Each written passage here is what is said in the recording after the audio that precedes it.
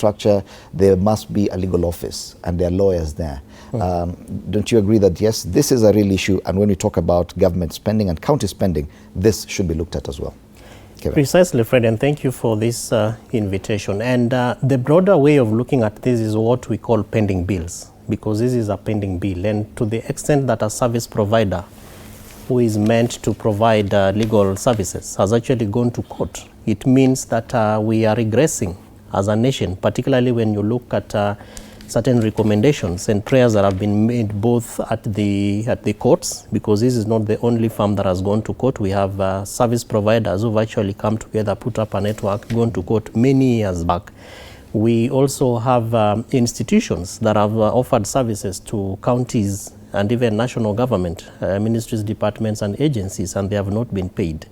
Remember, Fred, that when you talk about the broader aspect of pending bills, we have had even committees and commissions formed, including one which was chaired by the former Auditor General, Dr. Edward Uko, to be able to guide the country really in terms of what needs to be done.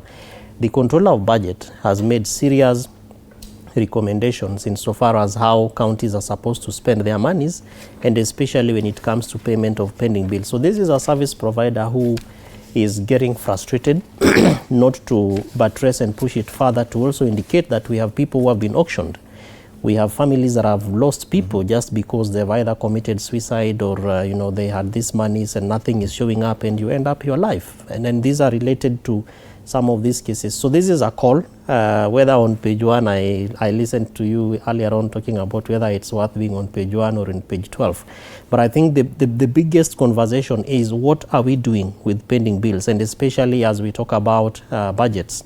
Right now, our counties really concerned that they owe almost 160 billion, around thereabouts. And if you put it together with the national government, we are talking about almost 400 billion that the country owes different people on pending bills. So yes, you are right to indicate that legal fees, and this is purely because when people feel aggrieved, they have to seek for justice. And where you seek for justice is largely through the courts, and the people who go to court are there for lawyers. And so this is just, we are not going into the details of what services they were offering, but you can imagine that there are probably people who are wrongfully dismissed by the county governments, people who probably offered services and they were illegally terminated. You run to court to seek redress.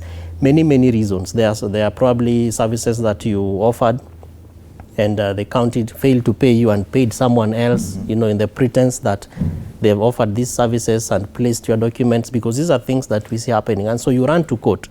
So counties have lots of cases, but it is important that we, as we focus on this legal fee discussion, which is actually on the front page, we look at the broader picture of pending bills and what we can be able to do to address that big concern. And I know the pending bills cut across different layers, but on this issue of legal fees, there's been a lot of criticism on how much government agencies, including county governments, are spending on lawyers and legal services.